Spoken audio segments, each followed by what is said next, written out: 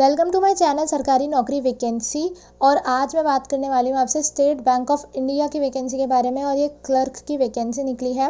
वैसे मैं आपको बता दूँ कि अगर आप इसके अंदर बहुत अच्छी एज लिमिट है आपकी 21 से 28, तो अगर आप बस अभी ग्रेजुएशन में अपीयर ही कर रहे हैं या फिर आपने ग्रेजुएशन कर ली है तो आप इसके अंदर ज़रूर से अप्लाई कीजिए और इसका एग्ज़ाम दीजिए ताकि आपको जल्दी से जल्दी सरकारी नौकरी मिल सके। बहुत अच्छी है ग्रेजुएशन वाले कैंडिडेट्स के लिए।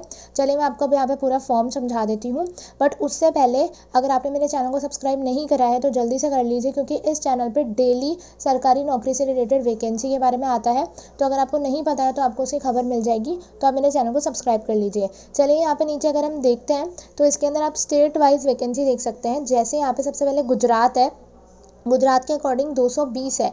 अगर मैं आपकी एप्लीकेशन पेमेंट की बात करूं तो आप इसको दे सकते हैं, मतलब ये फॉर्म आपका 6 अगस्त से लेकर 26 अगस्त तक रहेगा, तो आप इसमें आराम से अप्लाई कर सकते हैं। आपके पास में काफ़ी टाइम है अच्छे से सिलेबस देखने के लिए, समझने के लिए और पूरा पेपर पैटर्न वगैरह समझने के लिए आपके पास में टाइम है, तो आप उसको देख लीजिए। यहाँ पे आप देख सकते हैं आंध्र प्रदेश के अंदर जो आपकी रहने वाली है टोटल वो 310 रहने वाली है।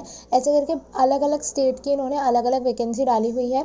आप इसे देख के मत डरिए, आपको बस अपना सिलेक्शन लेना है, आप उस पर फोकस करिए कि आप अच्छे से दीजिए, क्योंकि इसके अंदर कुछ बहुत ज़्यादा बड़ा सिलेबस नहीं है। मैं आपको सिलेबस भी समझाऊंगी। टोटल वैकेंसी इसमें 5180 रहने वाली है।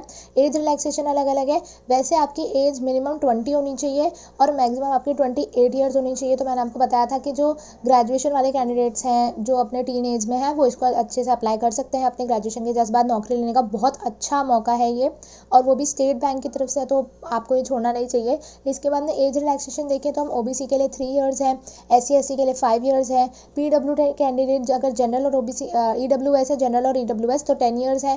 PWD अगर OBC है तो 13 है, और अगर PWD SC/ST से है तो 15 ईयर्स का आपको एज रिलैक्सेशन इसके अंदर देखने मिलेगा, तो आप इसको भी देख सकते हैं। नेक्स्ट अगर हम यहाँ पे बात करें तो आप एक बार डेट देख लेना यहाँ पे कि आपकी जो एज है वो 21 से 28 के बीच ही होनी चाहिए।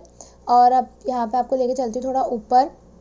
यहाँ पे आप देख सकते हैं कि इन्होंने स्पेशल रिजर्वेशन भी करा हुआ है, जैसे विडोज़ हो गई, डिवोर्स वुमेन हो गई, या इस तरीके की जो वुमेन हो गई उनके लिए 7 ईयर्स का है। और ट्रेंड अप्रेंटिस जो है SBI के, उनको भी रिलैक्सेशन दिया हुआ है। तो अगर इस तरह से कि आपके अप्रेंटिस की ट्रेनिंग निकलती है या अगर आपको अप्लाई करने का मौका मिलता है तो आपको उसे छोड़ना नहीं चाहिए, आपको उसे अप्लाई करना चाहिए, क्योंकि ऐसे लोगों की जो प्रेफरेंस होती है फिर वो बहुत ज़्यादा बढ़ जाती है ऐसे गवर्नमेंट एग्ज़ाम्स के अंदर, और काफ़ी ज़्यादा सही रहता है। जैसे अगर आप देख सकते हो तो जनरल के लिए 1 ईयर का है, ठीक है, और इस तरह से OBC EWS SC/ST के लिए 16 ईयर्स का है, OBC 14 ईयर्स का है।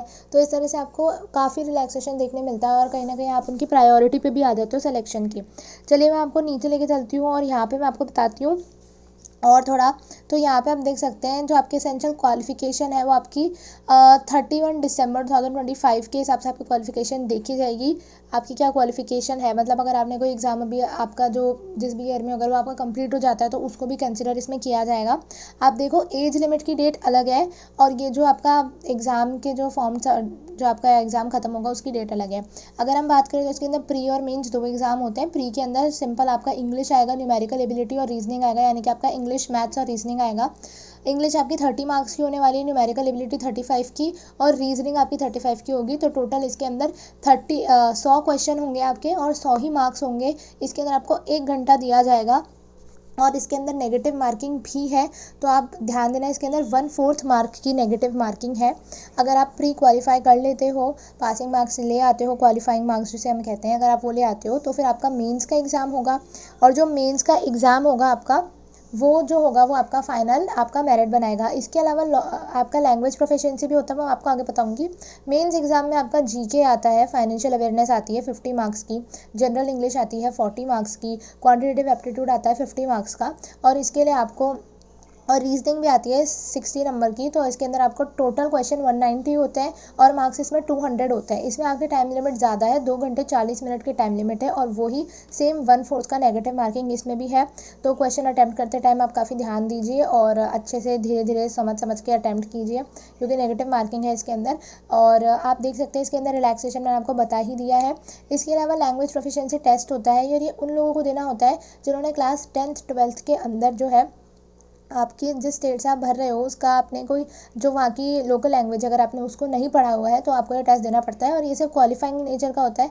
तो इसमें इतना कुछ बहुत बड़ी बात नहीं है डरने की, आपको सिर्फ प्री और मेंस को क्वालिफाई करने पे ध्यान देना है।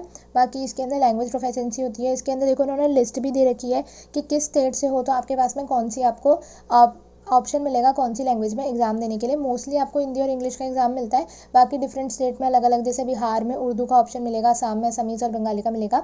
तो इस तरह से आपको बहुत ज़्यादा ऑप्शन मिलेंगे देखने के लिए, तो आप ये लिस्ट में से देख सकते हैं। फिर मैं आपको थोड़ा और नीचे लेके चलती हूँ और यहाँ पे मैं आपको बताती हूँ, एक सेकेंड, ये यहाँ पे है सितंबर 25 तक जो है इसका एग्ज़ाम किया जा सकता है। तो ये एक टेंटेटिव डेट है, अभी पक्का नहीं है, लेकिन अगर आपको ये पता चल चुका है वैकेंसी के बारे में तो आप अभी से तैयारी स्टार्ट कर दो।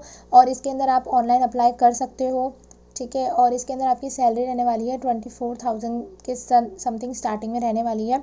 सारे जो ग्रेजुएट लेवल के कैंडिडेट्स हैं वो इसके अंदर अप्लाई कर सकते हैं। बेसिक पे 26,730 इसके अंदर लिखा हुआ है, ठीक है। और 2 एडवांस इंक्रीमेंट्स भी पॉसिबल है अगर आप ग्रेजुएट से हो तो, ठीक है, मतलब आपका ग्रेजुएशन कंप्लीट है तो उम्मीद करते हैं आपको वीडियो अच्छा लगा। अगर वीडियो अच्छा लगा है तो चैनल को सब्सक्राइब कर लेना ताकि ऐसे ही वैकेंसी आपको मिलती रहे। और मैं मिलती हूँ आपसे नेक्स्ट वीडियो के साथ।